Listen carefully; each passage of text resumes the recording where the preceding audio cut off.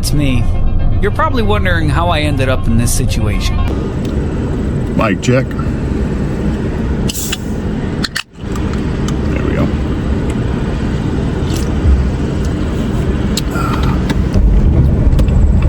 What's up, YouTube? Devin here, driver of the number Firehouse Grill number 7. I put number in front of Firehouse. Back at Elko. It's a beautiful day here in Minnesota, and another feature lap, a race, heat race, qualifying, practice, all that's up ahead, and stay tuned.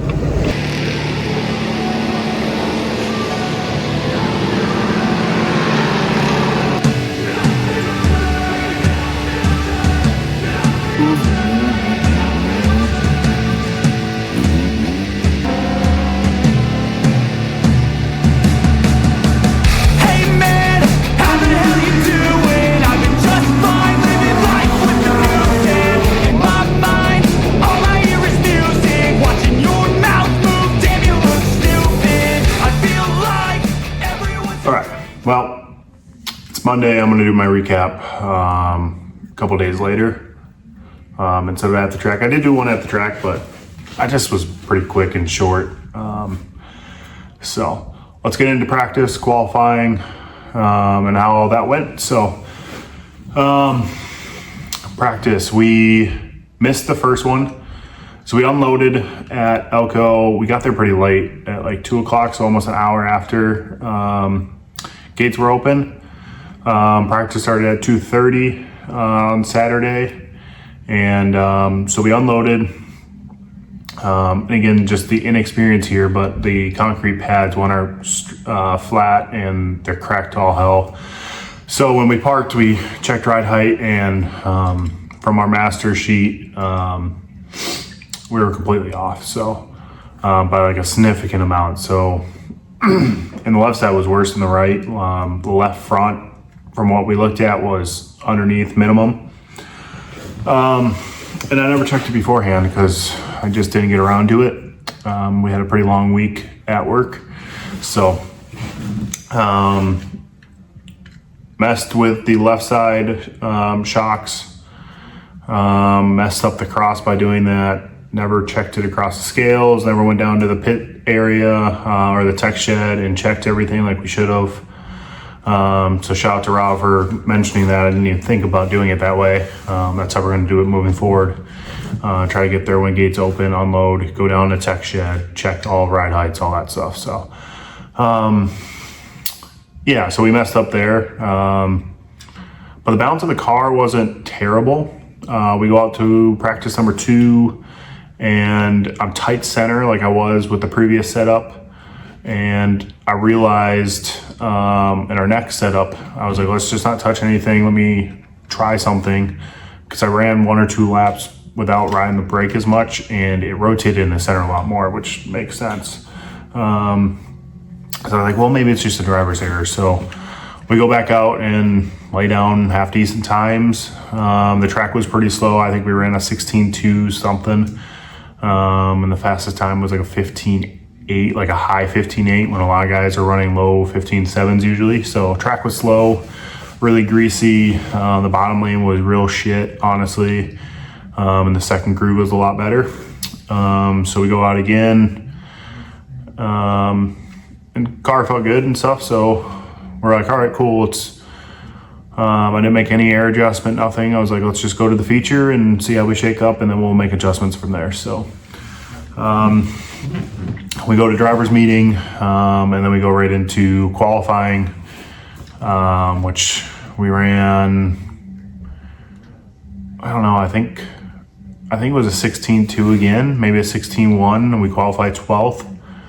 So not super great, but we had a good field of cars and a lot of fast cars again out there, so it wasn't awful. And then we go right into our heat, which we'll roll the clip now, and then I'll come back and talk about that. So see you guys in a second.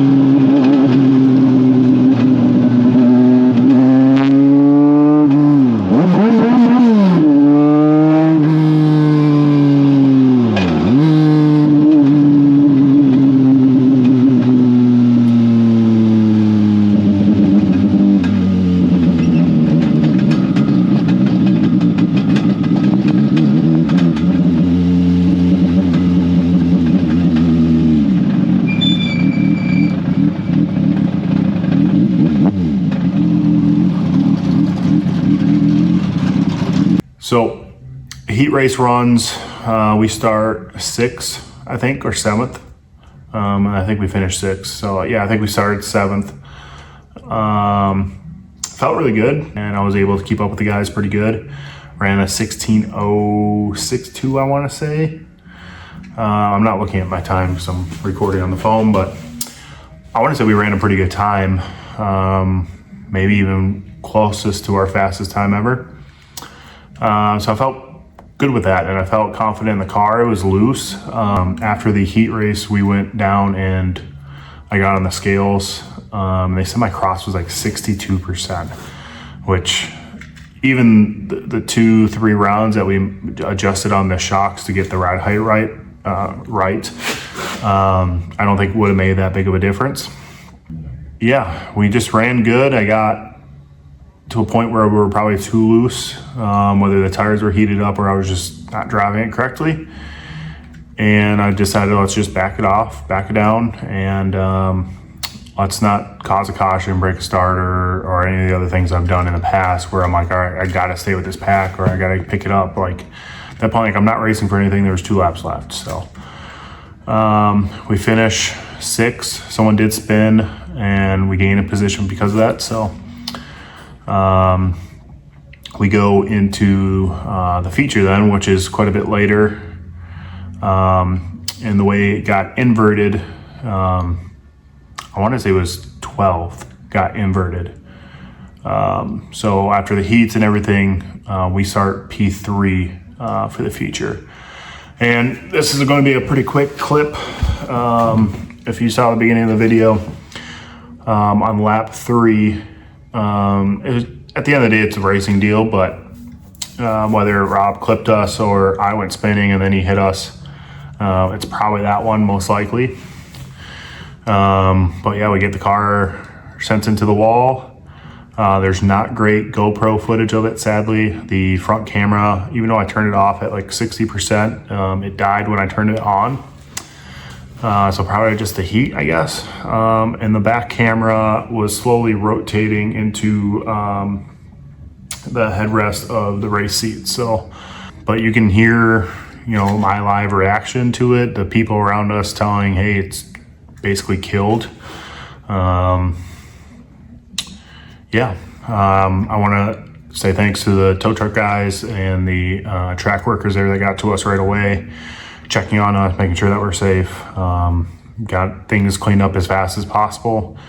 I feel like that's a thankless job and they need to be thanked. So there definitely could have been an issue with fire or whatever. Thankfully there wasn't, and those people would have taken care of us as drivers and the fans and all that stuff. So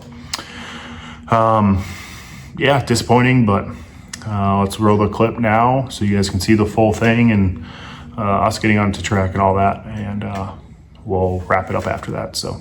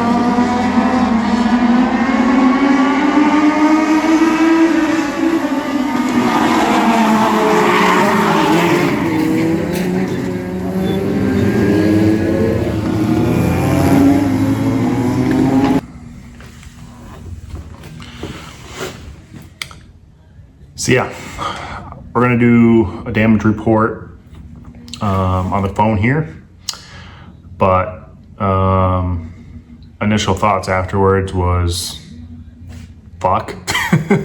I felt really good because we were running right there with the leaders, Mitch and Adam, and I felt like we could hold our own. We were probably a 6th place car, roughly, maybe 7th place, with how things shook out. I think that's probably where we would have fell to. Maybe we could have battled better. You're playing what-if games at that point, but car felt good. It was loose, more loose than I would have thought, but it still felt good. So, trying to think.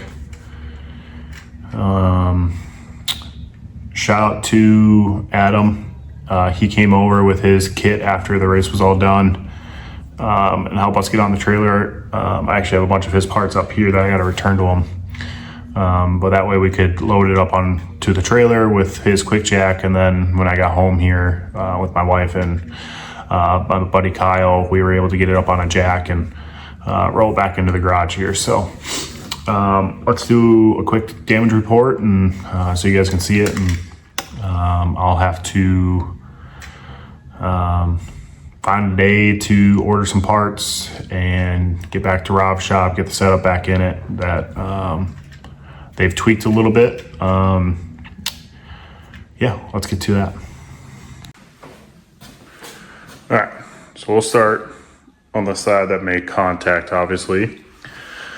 I have taken apart everything here, and I got it on the bench up there. So I'll show that here in a little bit, but this rim is probably screwed. This is pinched down on this side, so there's a little bit more of a lip here. So rim shot. A little bit of cosmetic damage here on the fender with some cracks. And I think there's a little one up front here, yeah. But that's all fixable. All this is, for the most part, good. A little bit of snapped a little bit there, but running boards are good. Back fender, again, a little bit of damage. I smacked the rear end first, so I still got to go through the rear here. I'm going to check all these, check all the hardware, make sure the shocks are good. So I'm pretty much going to have to take apart the whole rear end, but nothing's like a glaring issue. Rear horns, so I don't know where my back bumper went, so we'll have to put that on a milk carton and see if we can get our rear bumper back. If not, we'll just place an order and get 2 of them, because that was my only rear bumper. And then the horns, it's going to be hard to see, but talking with a couple of the guys, we're probably gonna have to replace the horns. So we'll have to, again, go to Rob's shop, cut these off, put some new ones on, which is good that it's not the full rear clip. It's probably just the horns. And then on this side where I took the 41 Mitch or Michael's front bumper too, this was all jacked up. The reason why I couldn't get out of the car. Again, I think everything is structurally good. It's just a little cosmetic damage. And then, so we got all the hardware. We're gonna replace all this. I'm gonna have to measure all of this stuff and get replacements. What I call a knuckle, I can't remember what it's called. I think it's called the hub base. That's shot. Radius rods are obviously shot. Rear bumper. This is actually surprisingly straight, but they're cheap. We're gonna replace that. All this is junk. And then this is the only thing that is good on the right front. So the hub, the rotor, shock coils, and the lower A-frames. So, and then all the parts that Adam gave us to get the car home. So yeah, damage report, not great, but not terrible either. So we definitely could have been worse. Thankful that I'm okay and everyone else is okay. That was one of the biggest things, like looking ahead and seeing more cars wrecked made me sick to my stomach. That's not how I want to race or have people get wrecked because of me, right? So it was kind of a wild lap there with one guy getting fenced for whatever reason was going on back there, to us spinning and then people trying to dodge us, wrecking, to then cause essentially another wreck. But I did pick up 3 new rims since my right side rims. I forgot to show you the right rear is also, it's actually in worse condition than the right front, but got 3 new rims, well, used rims, but they're new to me, Bassett rims. The tires are good, so but yeah, thankful that I'm okay. Firehouse Grill Legends car really protected me. Honestly, it didn't really feel like a car crash, so that's good. Hopefully this is something entertaining, insightful. Again, I don't fully know what happened. Maybe we just got loose like we did the previous week or not, I don't know. But it's something I'm gonna probably analyze a lot over this next couple of weeks. Plans going forward, me and my dad are heading up to the cabin before our deer season starts on the 6th here. And we're gonna get our guns zeroed in and ready to go for the hunting season. So I'll be missing the race on the 6th. At this point anyways, I was gonna miss it anyways because of the parts that I need. And I just don't have the funds to get all the parts right now. Then there's a race following that, which again, it just kind of depends on when I can get parts and put the car back together on if we'll be racing again this season. So there's 2 more races that I planned on going to, championship night and on the, I think it's the 13th, 14th, or the 12th, that was previously scheduled. So yeah, this might be the end of the season for us. It's not gonna be the end of us in general. We're gonna rebuild, and I was talking to Rob about tearing down the car, getting it cleaned up, getting it repainted. I have a paint scheme in mind that would be quite a bit different than what we're running this year, as much as I love it. Yeah, I got a lot of plans. We just got to see if we can put it all together. So might be a short one today, but I probably talked enough where it's not going to be short anymore. I'll see you guys in the next one. Make sure you like, comment, subscribe, and support our sponsors. They support us, so you guys should support them. So if you're in the local area in Elko or nearby, Firehouse Grill's got great food. If you need cup signs or anything like that for tumblers, hit me up on YouTube or anything like that, and I'll shoot you over to my sister. She runs a great business that does great cups. So yeah, catch you guys in the next one. Peace out. See ya.